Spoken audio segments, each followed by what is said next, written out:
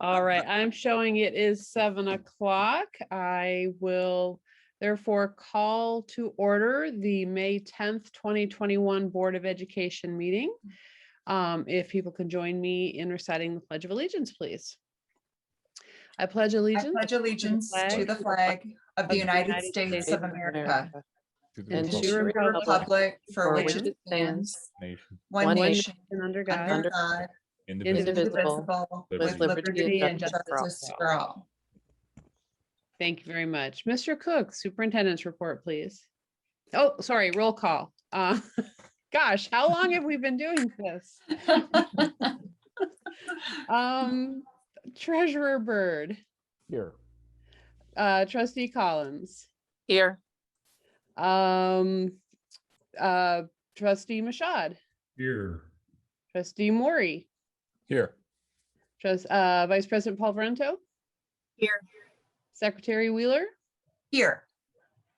And Lemmer is here. There we go. We're official now, Mr. Cook. Thank you, President Lemmer. I have a few things this evening.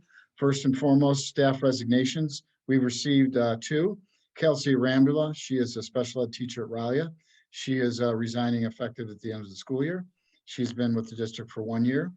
And then Tara King, MSU preschool special education teacher, effective July 2nd, 2021. And Tara has served the district for 6 years.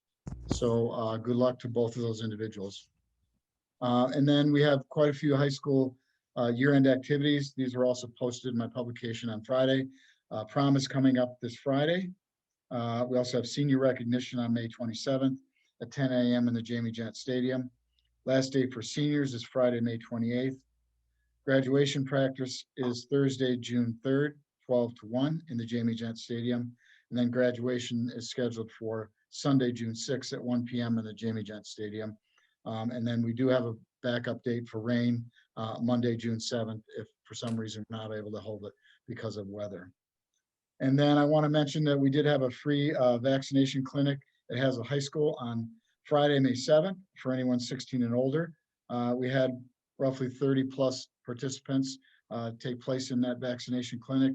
The second shot will be administered on May 28th at 1 to 5 for those individuals that participated in that clinic. We also have been told by the Ingham County Health Department, which I just found out today, that they did approve the Pfizer vaccination late this afternoon for 12 to 15.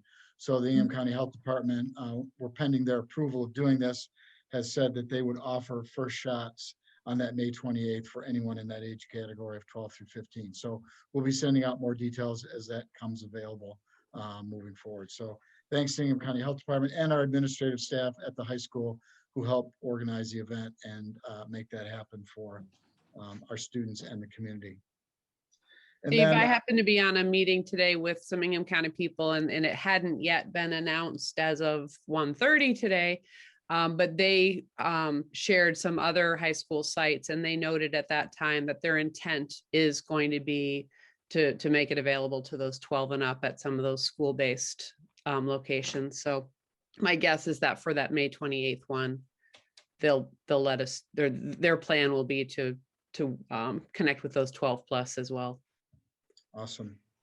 Responsive return to school plan update. I really don't have anything other than we have 5 weeks left of instruction. So we're kind of in the home stretch here, May and June. And then I'll be talking a little about our reconfirmation plan, monthly submission, and our school attendance data and discussion items. So the last thing I'd like to mention is that we've had a few inquiries about the tape recording of last meeting. Unfortunately, we had some technical difficulties and it was not recorded. We do apologize for any inconvenience that may have caused. We did post the minutes, but unfortunately we can't recreate the tape. Being the platform being Zoom, it has to be recorded on Zoom. So normally that would be required tape through our media department when we have live in-person meetings. So we will continue to post them as we have them available. We've unfortunately had some issues in the past, but we do not have the tape available of last meeting's recording. So, and that concludes my report. Greg B, go ahead. Yes, thank you.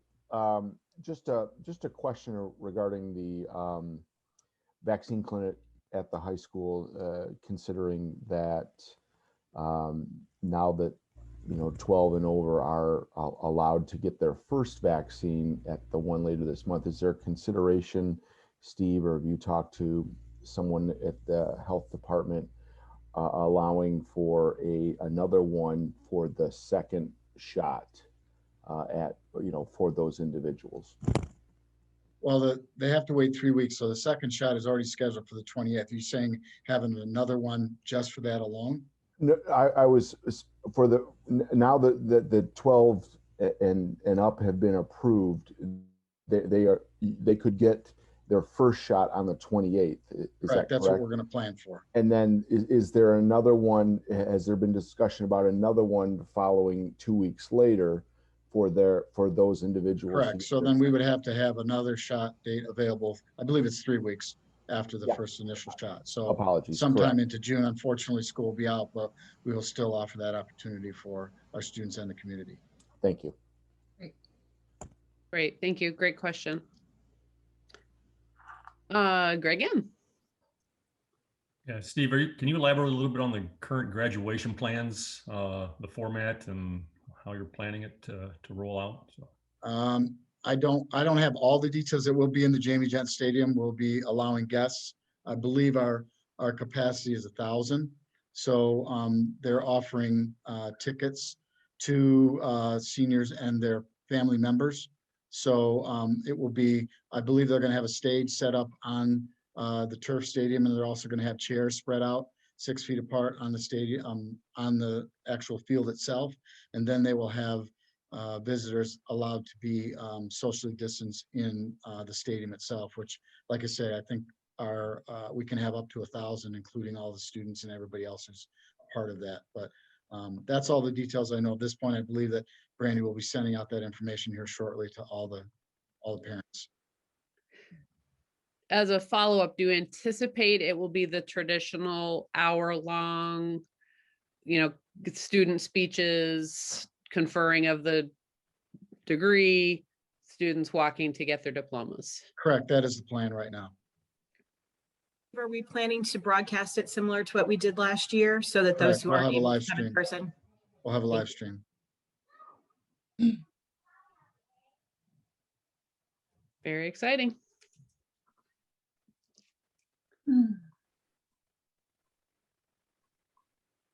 Any other questions?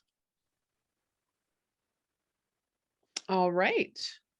Well, we can move on to our discussion item number 1, which is actually the review of the Ingham Intermediate School District General Fund budget for 2021-22 school year. We have special guest, Superintendent Melma from the ISD. Welcome. Good evening, everybody. Hopefully you can hear me okay. Yes. Yep. Yes. Wonderful. Well, thank you very much for the opportunity to join you to have some conversation about the ISD budget. As Mr. Cook had referenced earlier, it is kind of an exciting time because you didn't have a whole lot of updates to your ECOL, which means we're kind of staying the course. Things are in some sense of normalcy. And at the same point in time, it was exciting. Late today, they also announced we had hit 55% with respect to vaccination rates in the state, which means on the 24th, we'll be seeing some of the restrictions lifted. One of the big ones around returning to work. So some excitement, obviously, as we're trending in the right direction as a state. So I'm here tonight to talk about the ISD budget. When we look at Act 234 of 2004, it requires that the ISD provide a budget of their general fund prior to May 1st, and then it asks for a resolution of support from the local districts by June 1st. And then from an ISD standpoint, similar to the local district, we have to adopt our budget by June 30th. So we're just going to kind of fly through, give an overview with respect to the budget. I'd be glad to answer any questions you have either during the process or throughout. Obviously, the ISD is comprised of 12 local districts, 9 charter schools. Between our 12 local districts, we've got about 44,000 students. Once we add in charter schools and non-public academies, we're between 55 and 60,000 students here within our ISD. So our general fund that we're going to have a discussion about tonight is one of 3 funds that we have at the ISD. The other two funds being the Career and Technical Education Fund and the Special Education Fund. So the General Education Fund is about 31 million that you'll see. The Special Education Fund is about 75 million. And then what's left is our CTE fund, making up about $115 million budget overall for our ISD. As we look at our overview, and Steve, I'll actually have you kind of move to page 4. We'll just kind of focus in on some of the bigger aspects. So on page 4, or just go back one page there if we could, just a touch. What we want to talk about is our MTSS, thinking about our MTSS model. I think many of you as board members are aware of it. The MTS stands for Multi-Tiered Systems of Support. Our big focus thinking is trying to connect the dots to what the needs of the students will be moving forward. When we think about students birth to 26, we advocate for students literally from birth all the way through 26 in our programs. We are continuing to advocate on behalf of early childhood. We are proud to see that the House actually last week concurred and moved up their minimum foundation for GSRP, which is pretty exciting. And we continue to look at programs and services throughout to make sure that students are successful. When we think about MTSS, it's that team-based leadership, and it's meeting students where they're at, that tiered delivery, making sure that we have appropriate instruction and interventions and support to allow for all students to be successful. That becomes no more important than the time that we're going to have moving forward. The next 2 to 3 years, we are going to be, as educators, lifting up together supports for each other and ideas and solutions for how we're going to meet the needs of those students. We recognize that the challenges of this year have caused for gaps with respect to the data of students at no fault of their own. And so it's incumbent on us as leaders to make sure that they're going to be prepared to still be successful, whatever the journey is in front of them. So MTSS is a major component of what we do in general education. We wanted to make sure we emphasize that in this presentation. As we look to the next slide, what you'll see is just kind of an overview of our proposed budget for 21-22. What you can see is it's just a modest, with respect to our budget in general, of about $31 million, just under $31 million. We are glad that we were able to add to our fund balance about $300,000, which is fascinating considering the situation that we've had this year. If we think back 1 year from today, 1 year ago, all of us as school districts were deeply concerned about our budget. We were all sitting there scratching our heads wondering what was this pandemic going to do and how big was the impact going to be. We have been very fortunate when we think about what has happened in the state, that property taxes have continued to hold the course, that federal stimulus funds have helped prop us up. So we're very thankful for that. One of the things I would mention, though, I just want to highlight, is that unlike local districts, as an ISD, we have not been eligible for ESSER funds at this point in time. So we have had to play it pretty close to the vest with respect to any positions that we have. Whenever a position is turned over, we try to evaluate whether a position is needed to be filled. And we have to continue to maintain that fiscal stewardship moving forward because we provide services to about 1,000 students daily. So any of the additional COVID costs, any of those things that have been out of pocket that ESSER funds have supported in local districts, we've had to use our funds for in order to support without any additional revenues coming in.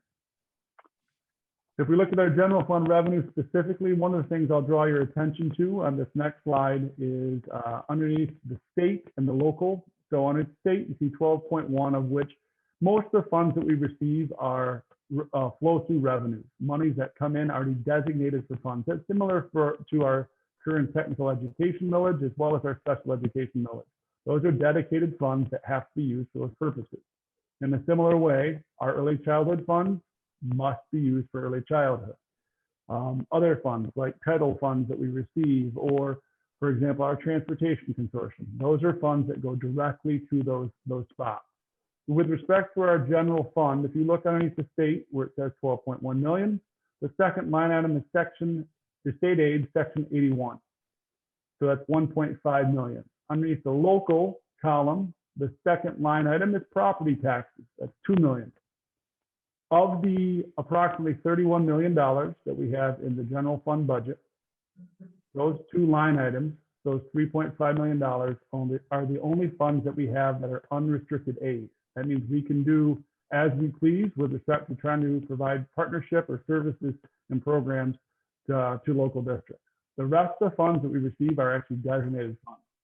So of our general fund budget, approximately 10% is unrestricted funds. When we think about our budget in general, so again, the $150 million budget, less than 3% of all of our funds are unrestricted.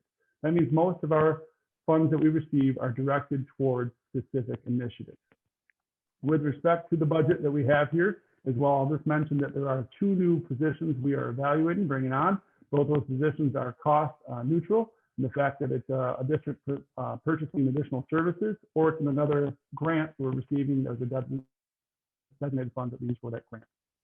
When we look at our expenses, similar to what you just saw on the revenues, again, monies that have come in are gone right back out. If you were to compare, for example, the Central Michigan Substitute System, the $4.1 million that are received are going right back out. Early childhood, exactly the same. The $8.3 million is coming in and going back out. So our expenses, as you can see, $30.6 million. So we're proud that we have a slight buffer in there to be able to add to our fund balance. Focusing on our programs and services, which moves to our next slide. I'll just reference some of the major programs that we have. The Central Michigan Substitute System at $4.3 million. I will tell you that the pandemic has impacted many things. Substitute and transportation are 2 major areas. Obviously this year, it's been very difficult to continue to recruit new subs to the classroom, especially with the unknowns of how often they'll be subbing and what conditions they might be. As we look to the future, this is going to be a continued area of concern and trying to make sure that we attract the right candidate pools back. If we continue to have teacher shortage issues, which in the past have previously made for larger substitute pools, we are concerned about our substitute system. We look at some of the other major initiatives that are on here. We have the early college. It's been a partnership with LCC and Ingham Academy, which are our 2 other major initiatives.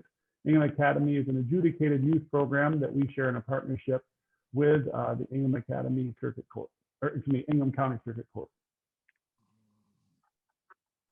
In programs and services supported specifically within inside our ISD General Fund, 2 items I would draw your attention to within inside this, which primarily is in support of the MTSS program, are MyKIPs, the 3rd item down there, the Michigan's Continuous Improvement Process.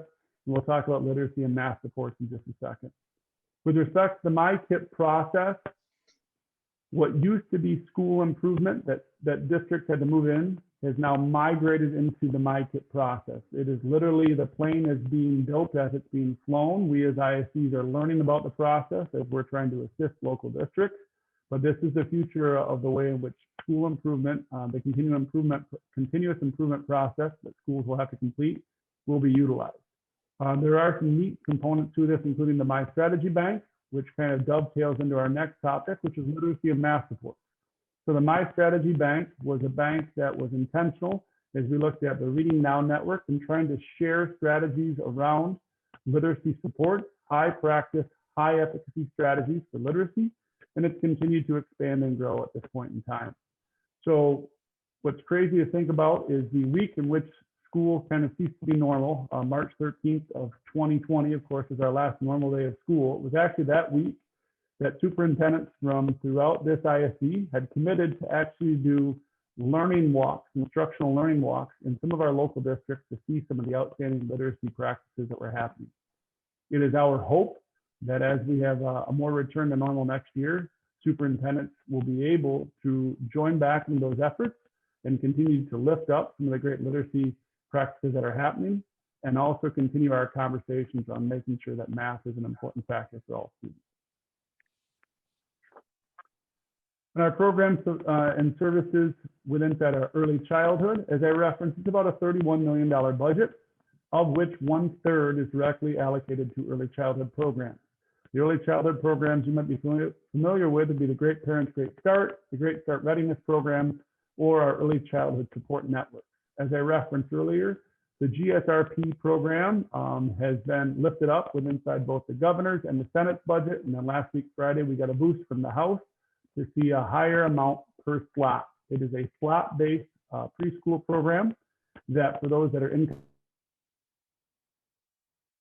eligible is free. It does go up to some tuition base for over eligible students. The one challenge we have for GSRP is that it's not truly a universal free preschool program. There are still X amount of slots in which there are Y amount of families that are interested, and Y has always been greater than X. So we always have students who aren't able.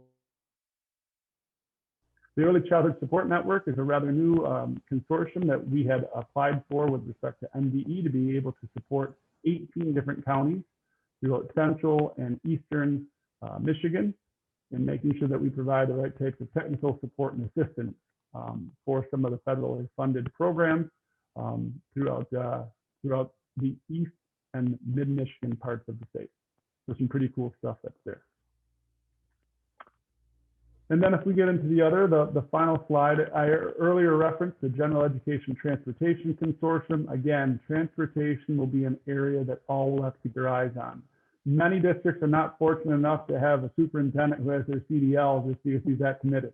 So you guys are very, very blessed to have a superintendent who truly puts his money or his mouth where his money is, and the fact that he's gone out and gotten that. But I will tell you, transportation is holding up many challenges in different districts currently. So as we think to the future, it's going to continue to be an area of need. Technology services, we're very proud of the technology services that we combine for and partner with our local districts.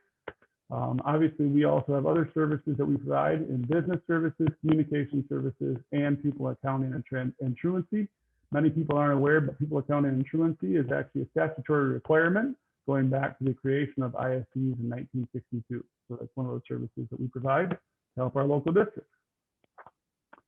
So if we move to the final page, our next steps and responsibilities, as I referenced earlier, we provided this information to you prior to May 1st. Obviously, we're having this conversation during this meeting. We asked for a resolution of support prior to June 1st, and we will adopt our budget prior to June 30th. What questions might you have that I can answer?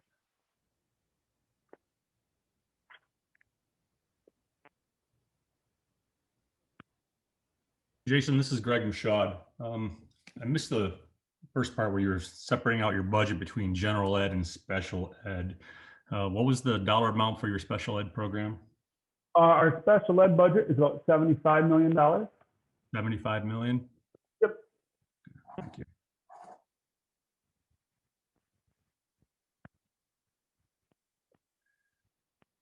And how do you guys see yourselves next year when the federal stimulus monies may or may not be there?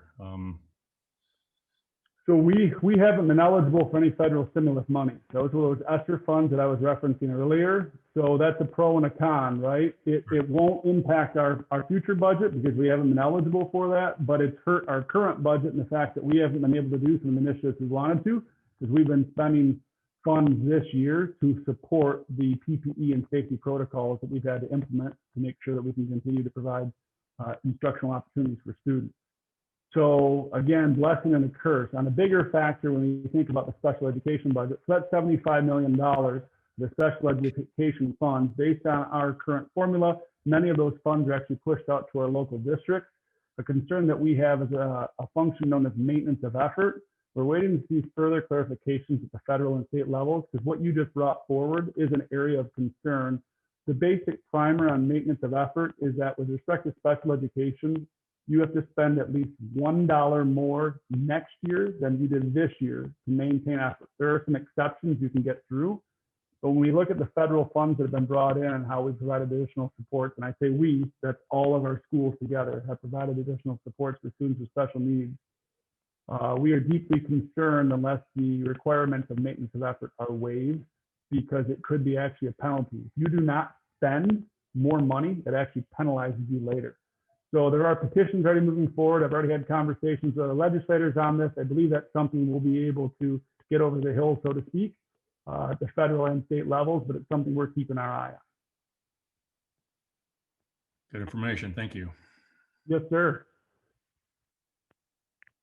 Superintendent Melma, I'm just wondering if you're seeing any changes in our programs in partnership with LCC, if you're seeing fewer students, more students interested in participating, or if there's, if you've had to figure out like how students are participating, or even going forward into next year, if there will be any, I know some colleges have looked at vaccine mandates, anything like that, that our students might be facing. So it's unfortunate, but with respect to our early college, that is actually on pause for next year. We have seen a continuous decrease with respect to enrollment since the early college began, and it's 10 years old. So there's a plethora of reasons that have challenged, but what we've seen, unfortunately, like I said, is a decrease. And I think the pandemic has exacerbated that challenge, because for students in the past, it's been an experience, right? You've left your junior year and you've gone on to LCC's campus and you've become immersed in those programs and services.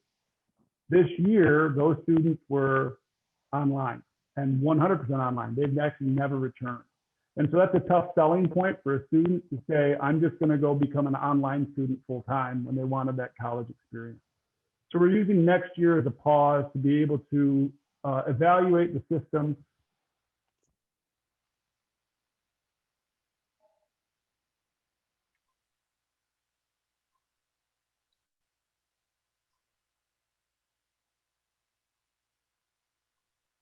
Is Jason paused or just me? I think Jason, I believe. Okay. Yeah, I'm still here. Everyone looked so still. I wasn't sure. Okay. I know. I don't see him, so I think he may have dropped. That's the hard question, apparently. Oh, I see a box.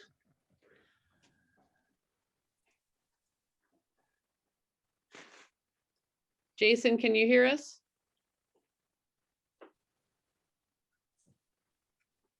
Oh, it looks like he left. Maybe he's going to leave and come back. Guess if we can just give him another minute. And Mr. Casson, if you can be watching for him in the waiting room.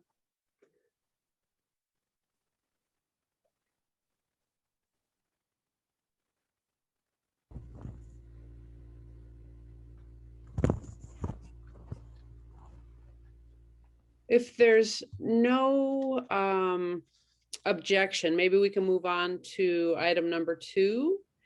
And then if he does come back, we'll give him the floor again. I don't know if we had any more questions, but I don't want to let end the conversation so abruptly. That's unfortunate.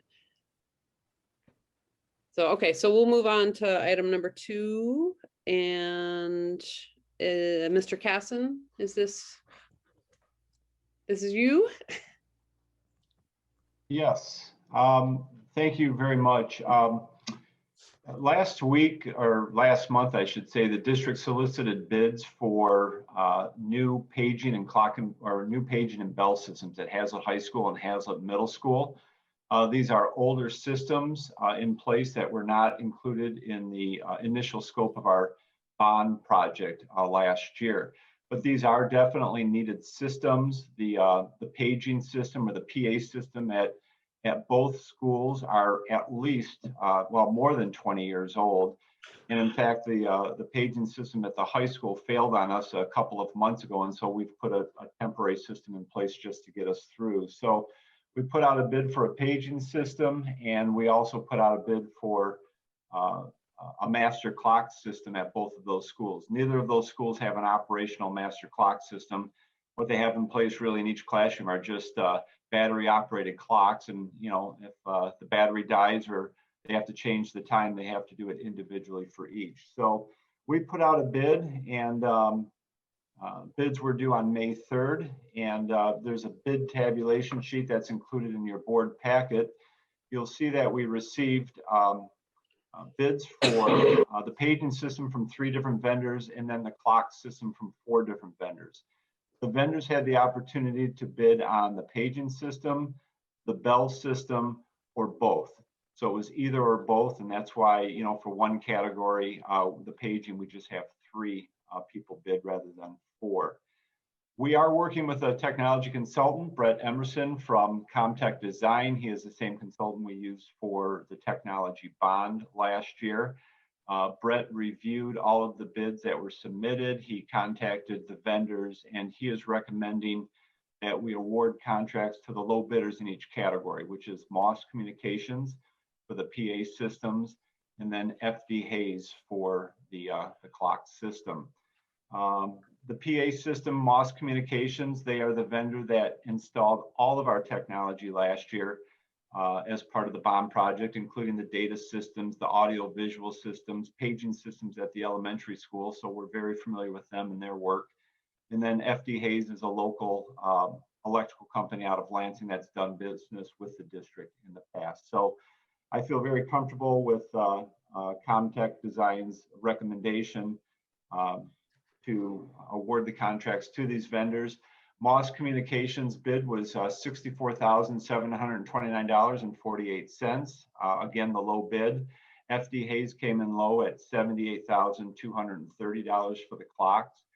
So the overall amount that will be presented to you at the next board meeting, May 24th, as an action item is a total amount of about $142,959. And so again, I'm here tonight to answer any questions you may have about this initiative and ask for your support at the next board meeting when this comes up as an action item. If you have any questions, I'd be happy to answer them.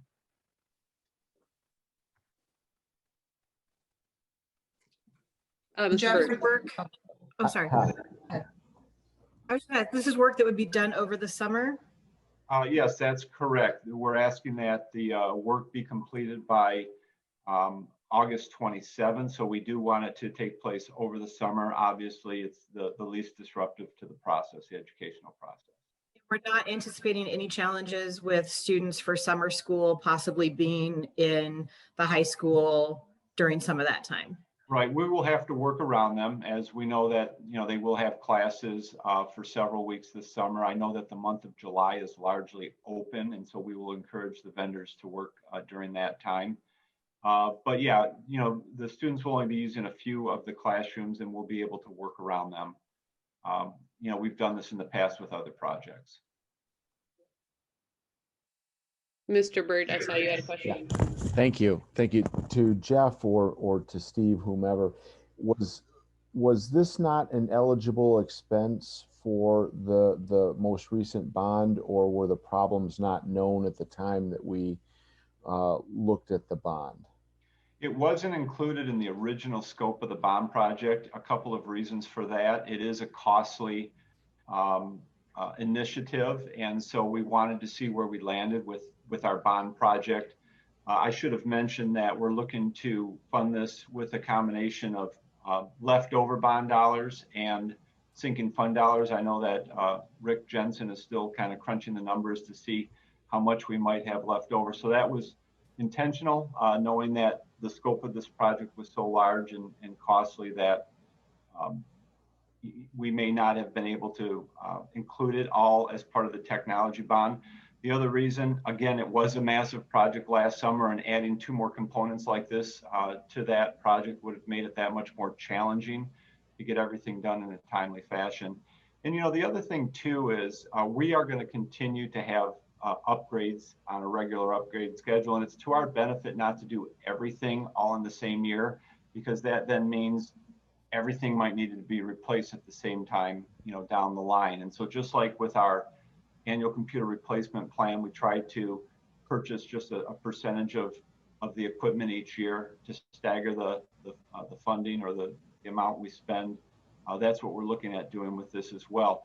On a similar note, we do have, our next major purchase is going to be a phone system for the entire district. The phone system we have is actually, it's a system we purchased from another district years ago to replace the system that had been used for over 20 years. That'll likely be next summer or the summer after, and that's a $200,000 expense. So there's always going to be, a number of these initiatives when it comes to technology that we're going to have to look at every, year or a couple of years to replace. So really, it's that staggering piece a little bit and juggling the funding piece as well. Thank you, Jeff. I appreciate that explanation, especially the staggering the costs over multiple years. I appreciate that. Thank you, Jeff. You're welcome. Greg, go ahead. Yeah, just a follow up there to Greg's question there. You mentioned the phone system there, Jeff, and this might be better served for Steve here, but this need for the clock system and bell system here, Did that bump any of the priorities, unless this phone system was the next priority for the school district, but what else did it bump down the list for us? Yeah, so as Jeff mentioned, we're looking at the leftover bond dollars to potentially use. If we can fund all of it, we will. If not, we will use some of the sinking fund dollars to do that. The phones have always been kind of the last project piece. And, you know, we were trying to hold on as long as we could with regard to the clock system and the PA systems, but it just got to the point where we couldn't wait any longer. So I don't anticipate it's really going to bump anything specifically. You know, when we did the last sinking fund, we did add technology as a part of that piece. That's really helped us fund a lot of these projects that we would not normally have been able to come out of our sinking fund budget. So, and Greg, I can just tell you that you know, the PAs and the bell system didn't bump anything in the technology area. So, you know, I don't know, you know, I think Steve answered district wide, but specifically technology. Doing these updates didn't push anything back in our plans from a technology standpoint. Very good, thank you. Any other questions for Mr. Casson? All right, if not, Superintendent Milma is back with us. We took the liberty of moving on. We were hoping you would be able to jump back on. Great to see you. I think we had sort of come to the end of a question. I don't know if you had more to add that we may have lost. I was just going to reference the high school diploma completion initiative that HSDCI, I think, has also been a casualty of the pandemic situation. So LCC has made the decision to put that program on pause for next year as well.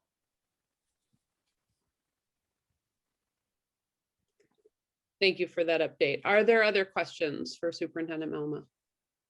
And I would just like to take a moment, if I could, just to thank Jason for all his leadership over the last, I don't know how many months it's been, but you know, our superintendent's group meets on a regular basis with the Ingham County Health Department and these clinics and everything that the ISD has really done a great job at partnering with local districts to make sure that we can kind of make it through this. So I know it's been hard on all the local districts, but that isn't to say that it's been hard at the ISD level too. So I just wanted to publicly thank Jason and his team for all they've done to really help all of us in the county navigate this really very difficult time. So thank you, Jason.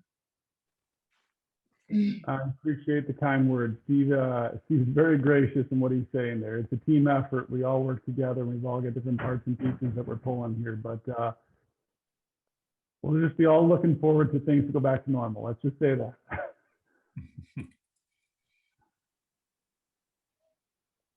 Appreciate that. Any other questions?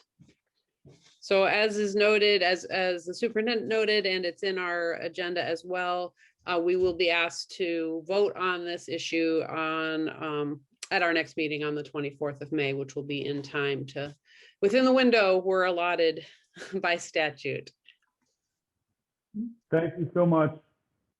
Thank you. Thanks. Have a good evening. You're welcome to stay, but we know you're busy. All right, so we will go on to item number 3, summer roofing project. Looks like Mr. Jensen, you have some information for us. Yeah, so there's a couple small roofing projects that we need to address this year. One of the areas is at the community ed library building, just above the technology in the front there. That section we need to have replaced, as well as a section at Wilkshire near the bus loop. There's a small section there that need to be replaced. And these are small items that, you know, kind of need immediate attention that we've identified that we need to have taken care of. But this summer, we plan on doing an overall roof evaluation district-wide to put together a plan for the sinking funds, you know, going forward to look at all our roofs and set up a replacement schedule going forward.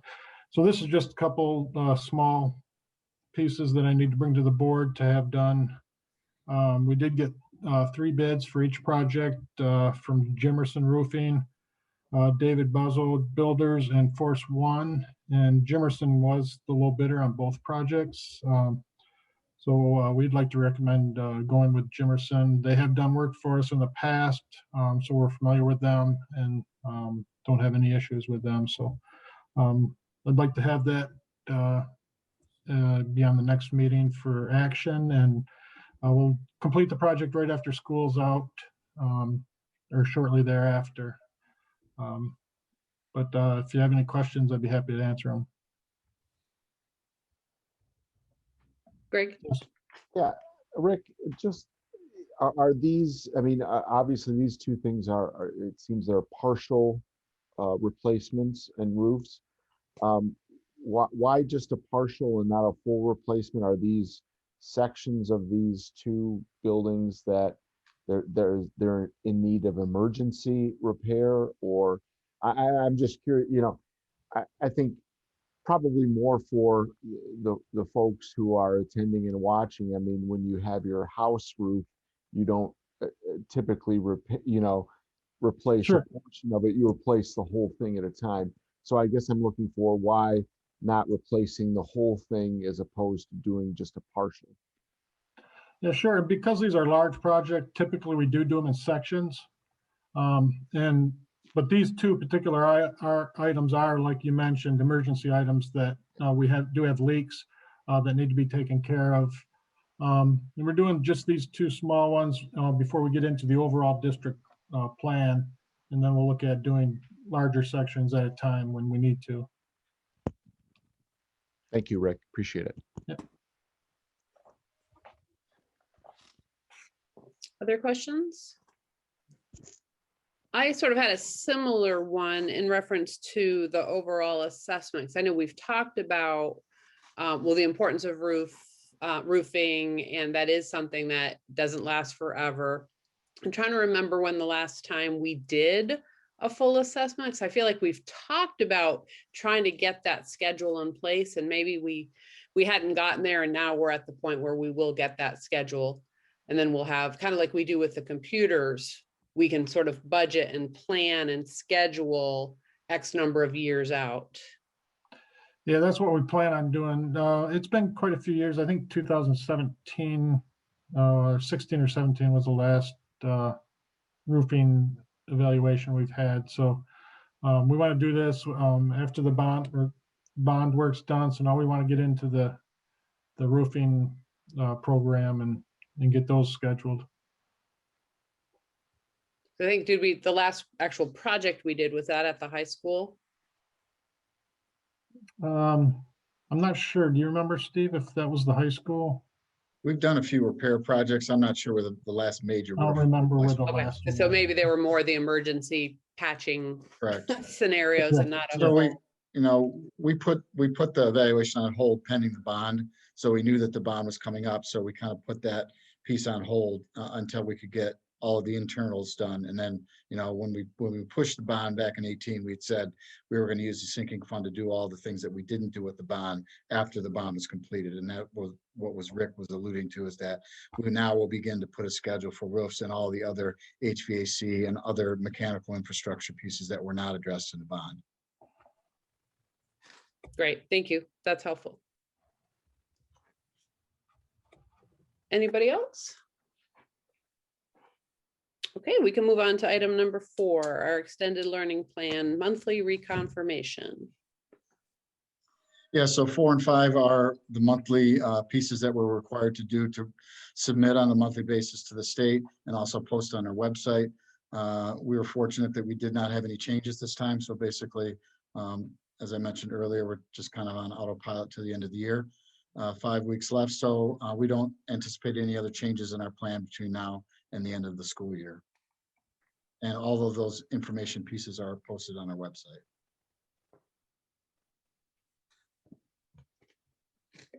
Any questions? Pretty straightforward. All right, so we are at correspondence and public comments. Secretary Wheeler? Any correspondence?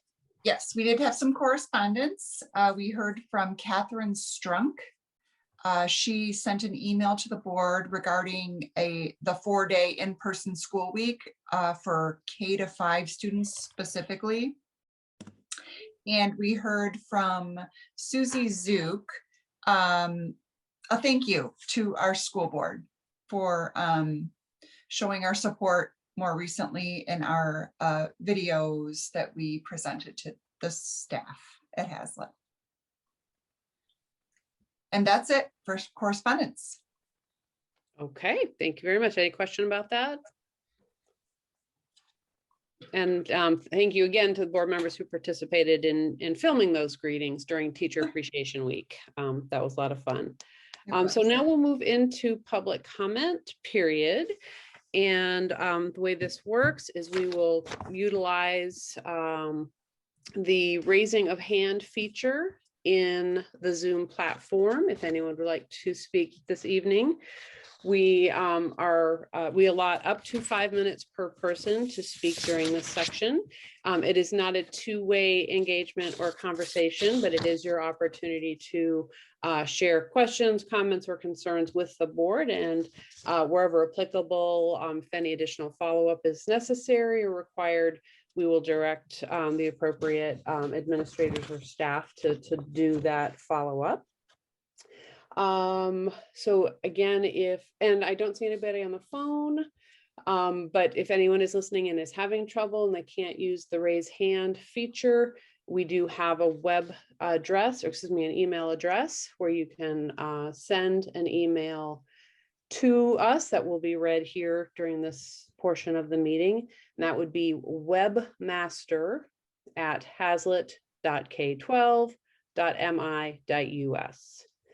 And I'm not seeing any hands raised. I always want to try to give an opportunity for people to have time to log in. I am seeing a hand from Mr. Gotts, and looks like let's see, we'll get you unmuted. You are ready to go. Sorry, I got to get my timer. You're probably not going to use the whole 5 because no, I'm not. I gotta follow my protocol. But go ahead, sir. Welcome. Absolutely. Glad to have you. Well, thank you for having me. And I was just listening to Mr. Millema speak, and it reminded me of a story actually a number of years back when we were short of bus drivers and we were taking the band to Grand Ledge, and lo and behold, who showed up and threw on a pair of jeans from their day was Steve Cook. And that was an awesome experience. And you're right, having that CDL. Steve, you remember that? So I appreciate it anyways. And it was something that just brought back a happy memory. And speaking of happy, that's why I'm here tonight. I just wanted to express the happy feedback that I had gotten from the board video. I thought that was really nice and thoughtful. And, I know that all of you are very, very busy, and, taking time out, especially during this really tough time in the pandemic and everything. So, Tammy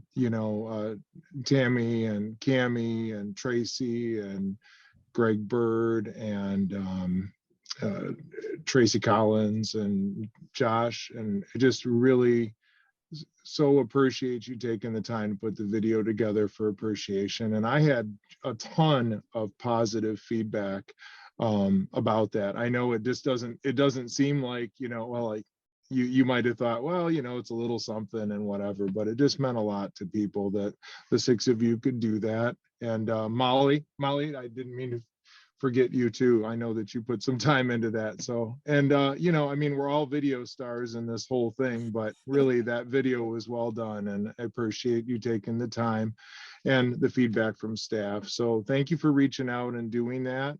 And we look forward to wrapping this year up, of course, and just moving forward from this. But thank you for taking the time. So that's my 2 cents.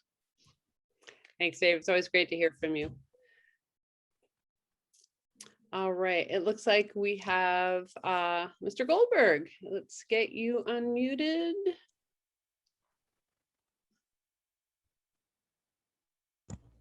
Can we get Terry unmuted, please?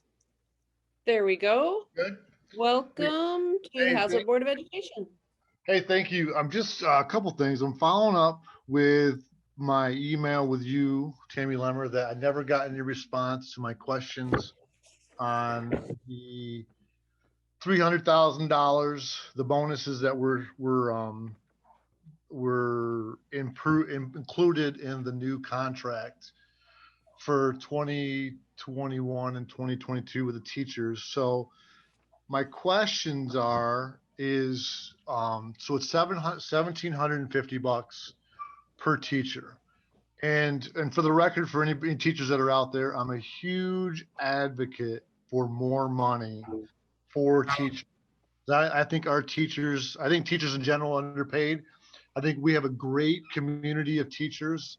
So I know there's a lot of great teachers out there. What I don't understand is the fact that, and Mr. Gott's on here too, so I'm glad he's on here, but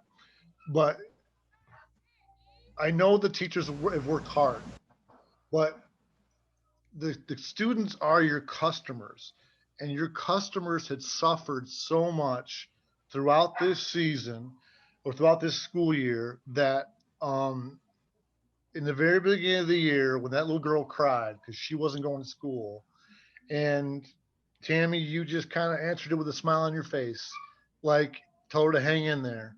That little girl's heart was broken because she couldn't go back to school. But from that point on, it was all about the school board and the administration going against the community's wishes about going back to school. So I just don't understand why the bonuses would be given, who negotiated that deal, what 7 of you approved that deal. You all had to have known about it, but yet the public doesn't know about it. And if I hadn't heard from a colleague about it, I wouldn't have known about it.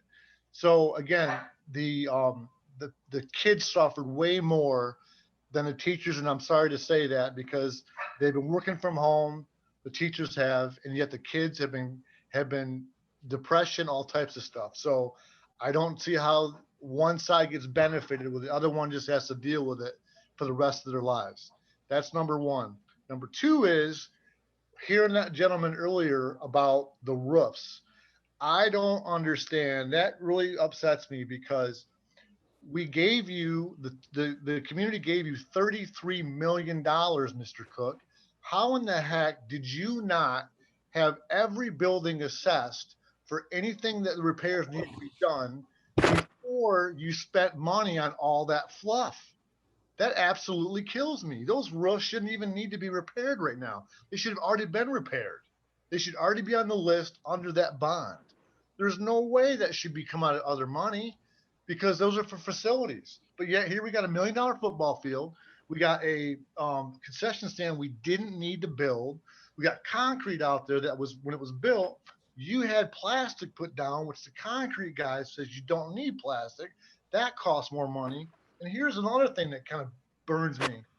The front of the Haslett Public School, the school building, Haslett Schools, you've got a new sign up there, probably costs 10, 15 grand.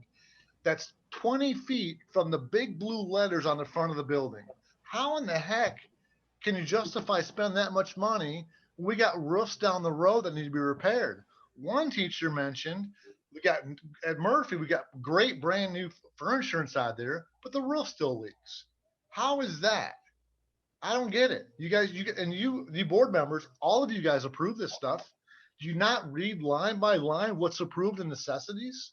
I don't get it. You're the backstop of this community. And the thing is, though, there's probably 30 people on this board right now or on this meeting right now. The community has no clue what you guys are doing. It's unfortunate. But you guys should all be replaced, because if this is what happens every single board meeting, then you're not doing your due diligence. I pay $1,500 a year in my taxes alone for Haslett Public Schools. And this is what we get. This is it. So, hey, thank you all for listening. Tammy, I want those questions answered in the email. You were going to forward them to the other people. I never got any responses. And I want to know, all 7 of you, who knew and why wasn't that $300,000, why wasn't it put forth in a line item right here on the school board meeting for the public to see? Because I didn't see it. So please let us know. Thank you. Thank you very much. I don't see anybody currently with their hands raised. Mr. Casson, have you received any emails? No, we have not received any emails. Okay, then I think we can move on to board reports. And I've got policy and personnel up first. Thank you, Tammy. So the Policy and Personnel Committee met last Thursday on May 6th.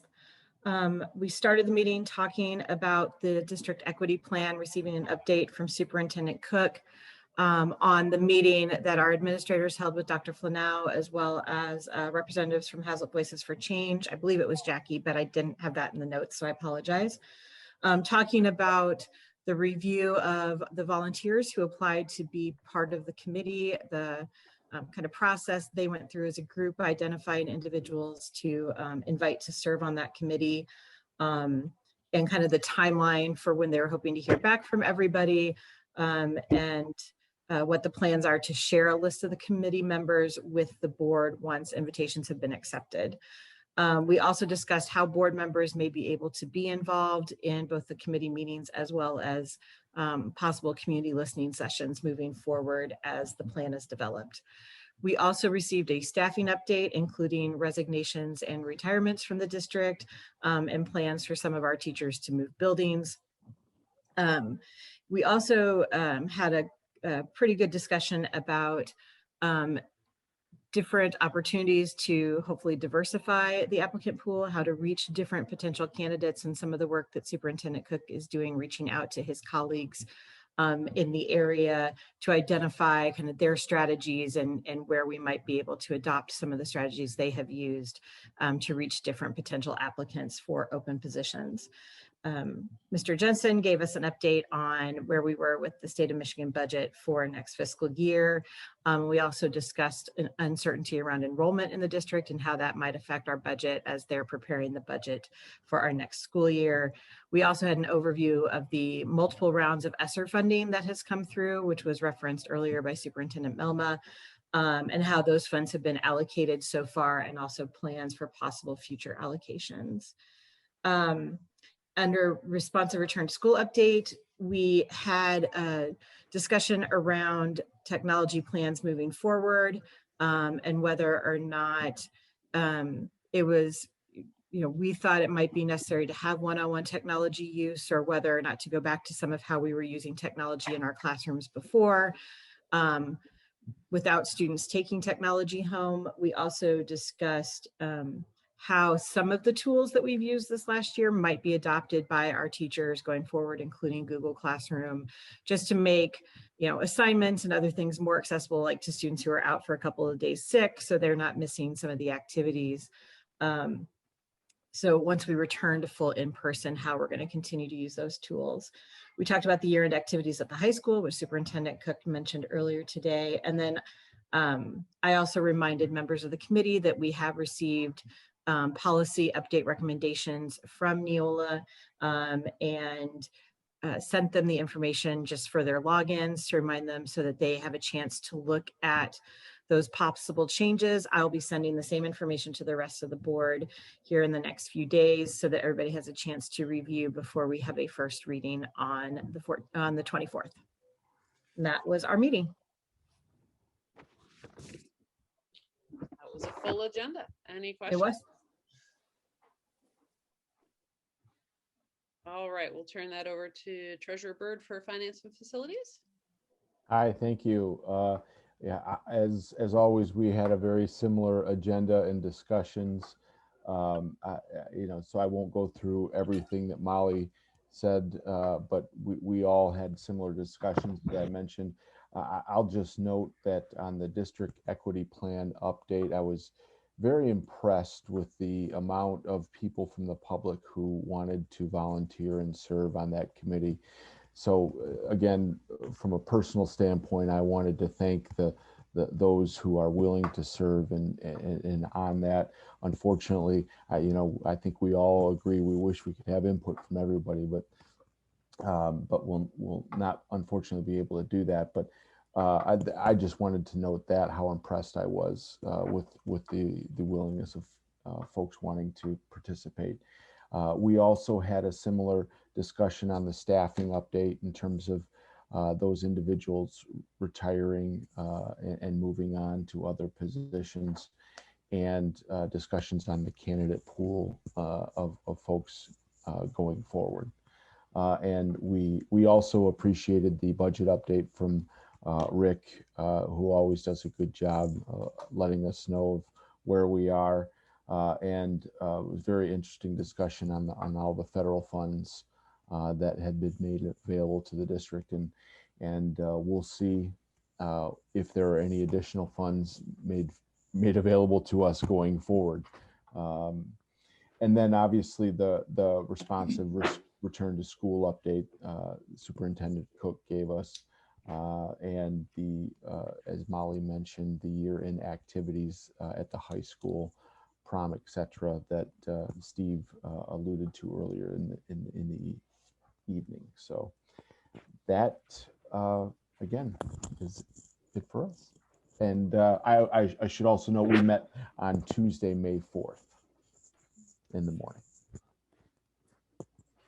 I think it's probably more accurate to say we hope to and intend to engage all community voices in the process. It's just that not everyone can participate on the committee. Yes.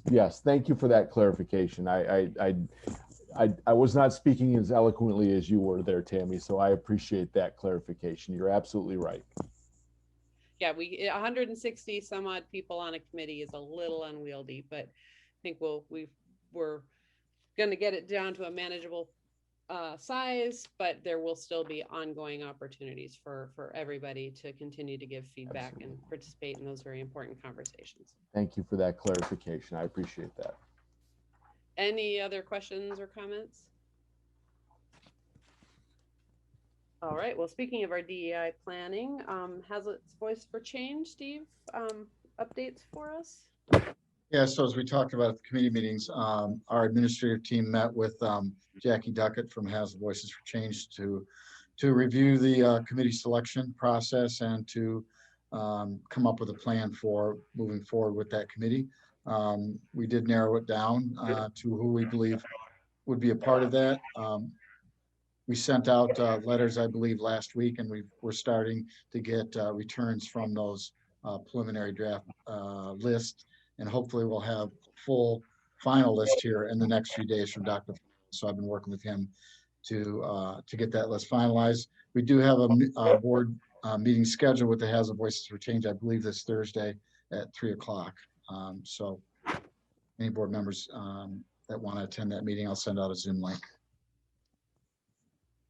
And that's all I have. And just as you mentioned, Dr. Fana is helping. So it's not like it's not the board is not picking the committee. The administrators, Mr. Cook is not picking the committee. It's a collective process with Dr. Flana's input really guiding the selection based on the responses that were received from that survey. And Haslett Voice for Change will have a representative. So the continued conversation and liaisoning with that group will continue, and there will be board representation as well. But the vast majority of the input will come from community members, which, as I understand it, it's designed to be, we'll have some students, some alumni, parents, as well as staff and community members. So we really did try, as I understand it, to get a wide spectrum of community voices. Is that accurate, Mr. Cook? Correct. Great. Any other questions or clarifications on that?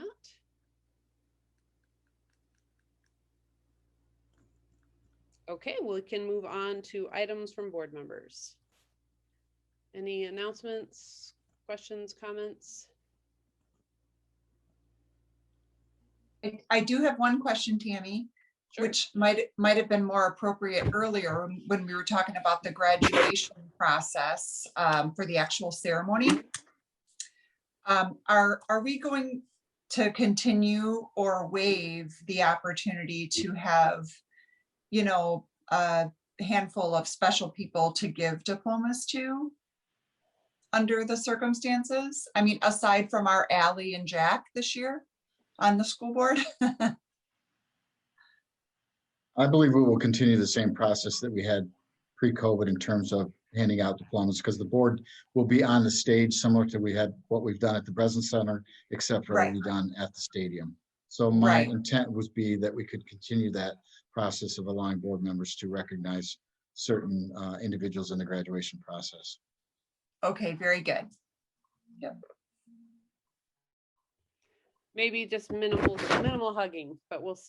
Well, for sure. It's just always interesting with two of us having seniors graduating, whether we'll have to duke it out for some of those diploma handovers.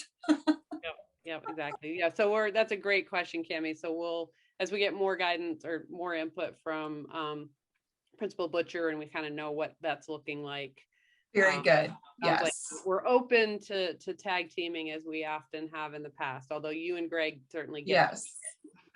Yes, and Greg's a little newer to this, but it's always really great. They send a list of all the graduates so that we can make some requests. Wonderful. Great question. Thank you. Mm-hmm. And congratulations in advance. Having sat through a graduation ceremony of my own yesterday in the pouring rain in 45-degree weather. I'm glad we have a rain date. Oh, well, yes, for sure. For sure. At Ohio State? Yes. Oh, congratulations. Wow, that went fast. 4 years. But yeah, she's 1 year ahead of Annie, so that makes sense. Sorry for that little aside, everybody. No, congrats. That's awesome. It's milestones. It's milestones. Yeah. All right. Well, it sounds like we're, Molly, go ahead. Yeah, just real quick. I wanted to congratulate, I know the high school musical was recorded and made available to the students that were part of that and their families. And, you know, just want to, in particular, thank our arts, our music staff this year for trying to figure out how to keep some of those things that our students love going, even in these really difficult conditions. I know there's going to be, you know, some middle school band concerts coming up soon, and to be able to share the choir progress online. I just, you know, this has been kind of an unusual year and people haven't been able to have their normal performances. So just wanted to thank our teachers for trying to give a chance for those students to kind of show what they've been able to learn and practice and do over this last year. Thank you very much. That's so important. And those truly are co-curricular activities. They're built in and such great experiences. Mm-hmm. All right, anybody else? I mean, we touched on it a little bit already, but, you know, just as always, a huge thank you to all of our teachers. We do appreciate all of you. You know, it's not just a 1 week out of the year thing where we get to say how much we appreciate what you do for, you know, our students, our community, our families, pretty much all of us. But yeah, you know, we've tried to express that the best we can, and we can never say enough to really put forward all the thanks that we have for everything that you do.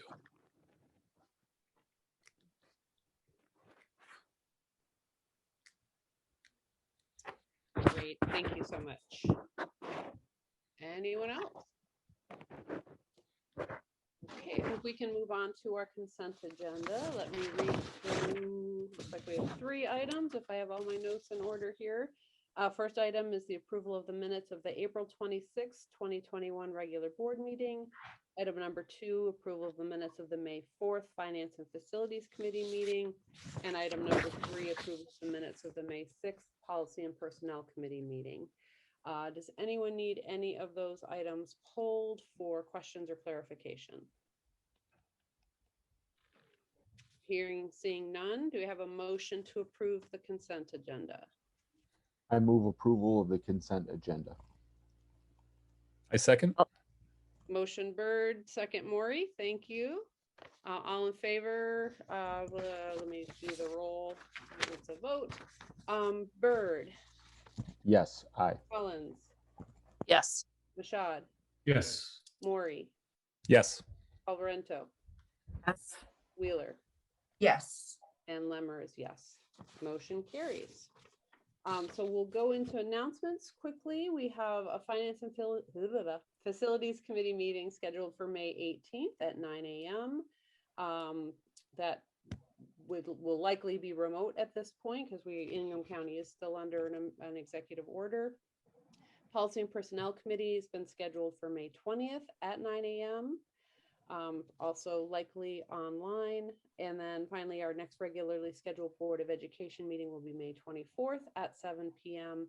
Again, currently scheduled to be remote. And as you've heard, that might be a long meeting. We've got several action items, several things to consider. So the next thing on our agenda, we're being asked by Superintendent Cook to go into closed session for the purpose of discussing union contract negotiations pursuant to Section 8C of the Open Meetings Act. As always, no action will be taken while in closed session. We'll come out of session and we'll act on the two individual action items. So do I have a motion to go into closed session? I move we go into closed session per superintendent's request. All right, I heard Paul Varento motion, Collins second. Well, Wheeler? Yes. Paul Varento? Yes. Maury? Yes. Mashad? Yes. Collins? Yes. Bird? Yes. And Lemmer's a yes. We are unanimous, so we will move into closed session. Members of the public will be moved into the waiting room. You are welcome to stick around if you want. But you'll see on the agenda, the only two items on the agenda are approval of the district negotiation team and the HEA letter of agreement, which Mr. Goldberg is the item that you were referencing, just for your information. So Mr. Casson, if you can take care of the logistics, or if you log off, if individuals log off and come back in, you'll be put back in the waiting room as well.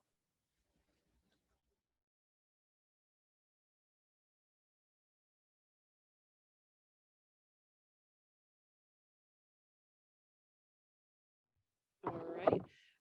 So we've just come out of closed session. If I could get a motion to officially close the closed session. I'll move we close closed session. I'll second that. All right, Josh. Motion Wheeler, second Maury. Say aye. Aye. Aye. Hands and heard ayes, no nays. Motion passes 7-0.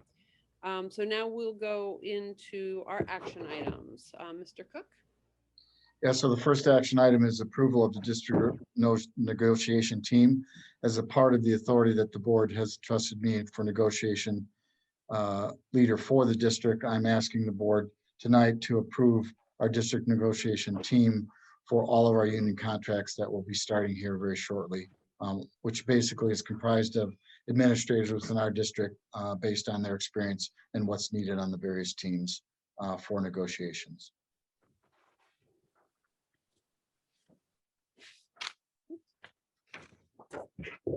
Do we want me to explain both at the same time before? No, let's just do the negotiation. You want to vote on that one? First. And could I just, for the public's points, the members of the negotiation team will be listed in our minutes, so folks will know who they are, rather than list them all here right now. Great, thank you. So we'll entertain a motion to approve Superintendent Cook's recommendation for the district negotiation teams. So moved.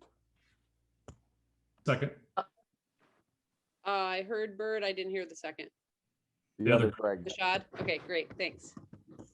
Greg squared. All right, I will do a roll call on this one. Bird? Yes. Yes. Collins? Yes. Mashad? Yes. Maury? Yes. Paul Varento?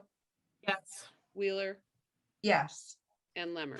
All right, that motion carries. Thank you very much. The second action item, Mr. Cook. Yeah, so the second action item has to do with the LOA that was agreed upon back in March with input from our board with regard to the content of the LOA. What I'm asking for this evening is that the board approve the actual date for the payout of the stipend, which was a part of the negotiated agreement for the LOA, which would happen on May the 21st. All right, do we have a motion? I'll move that we approve the extra duty stipend as outlined in the March 11th, 2021 LOA to be paid out no later than May 21st, 2021. We have a motion. Do we have a second? I'll second. Go ahead, Tracy. We'll go Collins this time. Yep. Thank you. All right, so just to clarify, as you said, Mr. Cook, so you had conversations with individual board members early on in the process, negotiation with the HEA and actually all of the bargaining units as part of the authority that's been delegated to you by the board. But in this instance, because there's a dollar figure involved, you're seeking our approval just so that everybody's clear that we're on record as supporting this expenditure. Is that everyone's understanding? Yep. Any other questions or comments?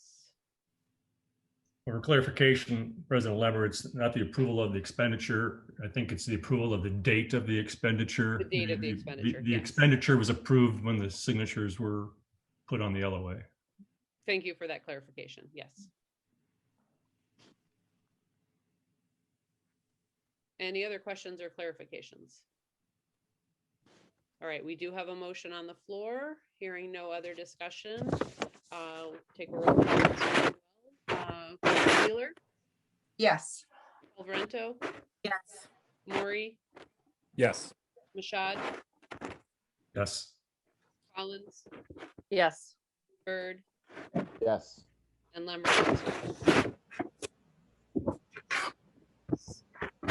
And we are at the end of our agenda for the evening. We've already done our announcement, so I'll entertain a motion for adjournment. I move we adjourn. I think Paul Brento and Maury. Does that sound good? Whichever order. All in favor of adjourning the meeting, please say aye. Aye. Aye. Any opposed? No opposed. Motion carries. We are adjourned. Thanks, everybody. Have a good night. Thank you. Bye, everyone. Good night.